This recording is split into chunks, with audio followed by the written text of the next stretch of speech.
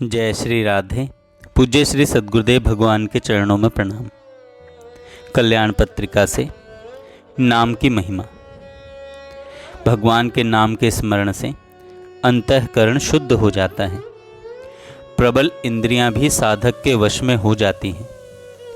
इस पर स्वभावतः ही यह शंका उठ सकती है कि चित्त शुद्धि और नाम स्मरण में ऐसा कौन सा संबंध है कि नाम स्मरण के साथ चित्त की शुद्धि होती ही है।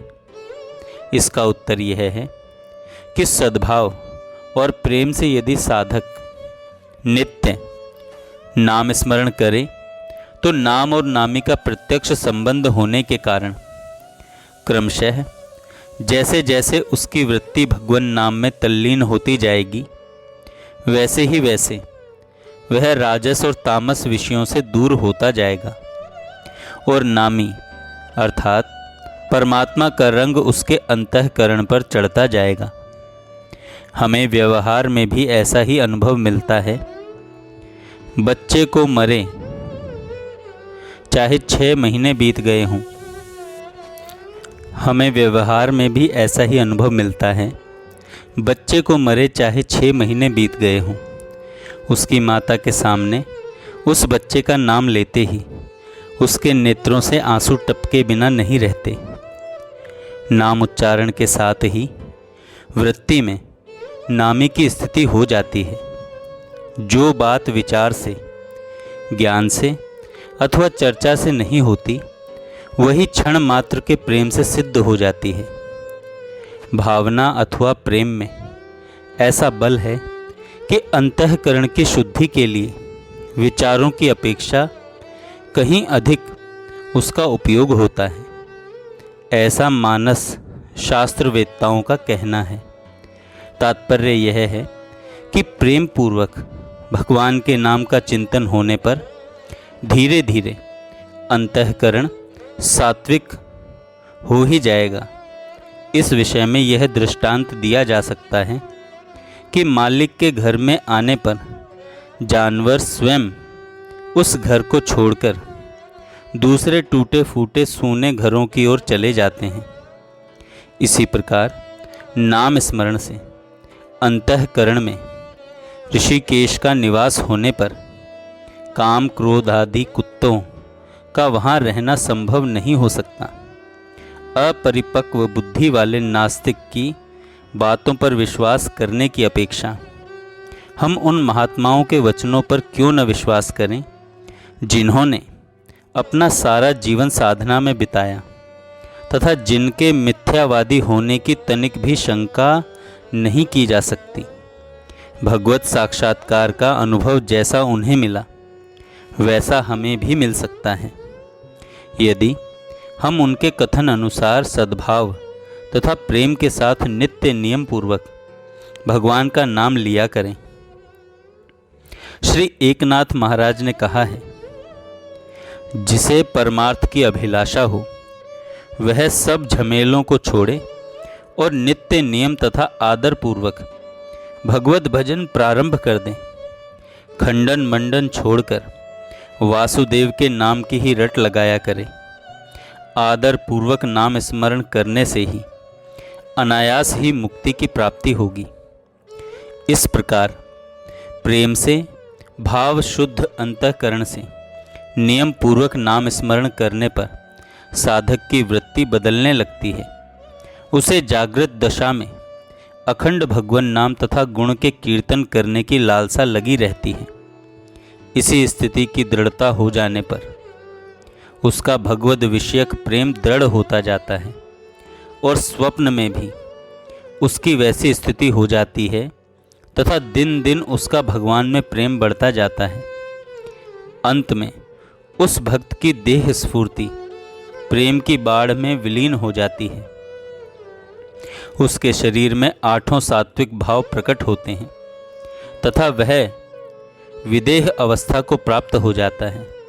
इसी को प्रेम समाधि अथवा प्रेम उन्माद अवस्था कहते हैं।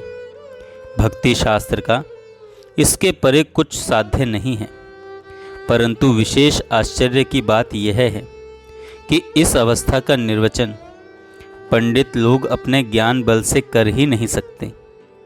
इस अवस्था को प्राप्त हुआ पुरुष कभी गाता है, कभी रोता है, कभी खिलखिलाकर हंसते हुए नाचने लगता है।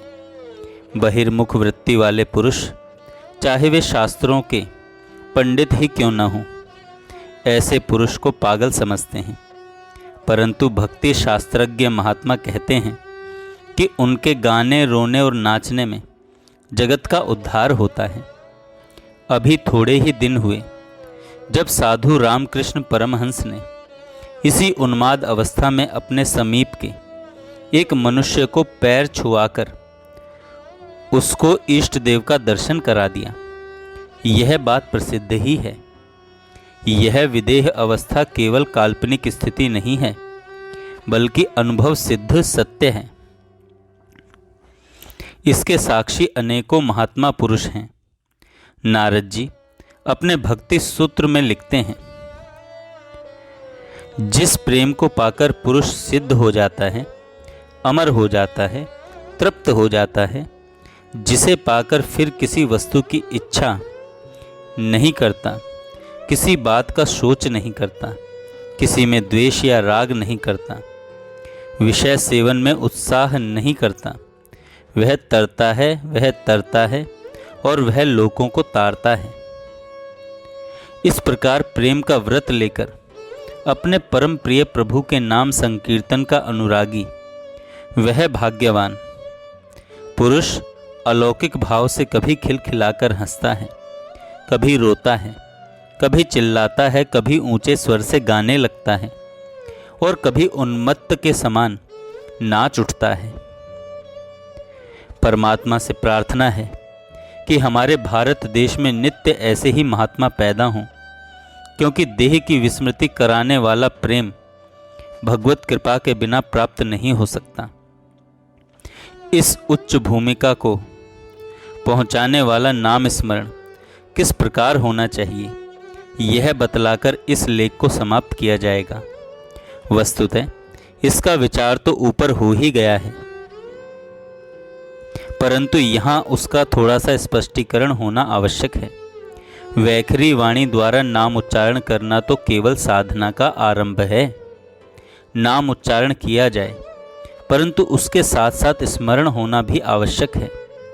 तुकाराम जी महाराज कहते हैं, कंठ से नाम उच्चारण करते समय यही भावना और अनुभव भी करना चाहिए कि भगवान मेरे सामने खड़े हैं। इसी प्रकार ध्यान धरना चाहिए और मन ही मन चिंतन करना चाहिए। श्री ज्ञानेश्वर महाराज कहते हैं, विट्ठल को स्मरण करते समय उस नामी के रूप का चिंतन भी करो। यह नाम स्मरण ऊपर कहे अनुसार प्रेम पूर्वक तथा भावपूर्वक होना चाहिए। तुलसीदास जी कहते हैं, राम राम सब को कहत, ठग ठाकुर अरु चोर, बिना प्रेम रीझे नहीं तुलसी नंद किशोर। पहले के महात्माओं को नाम स्मरण द्वारा परमात्मा की प्राप्ति होने का कारण यही है कि उन्होंने नाम स्मरण प्रेम पूर्वक किया था। नाम में प्रेम होने की परीक्षा यही है कि नाम स्मरण में लग जाने पर सभी लौकिक सुख दुखों की स्मृति नहीं रहती और स्वप्न में भी नाम की ही धुनी होती रहती है।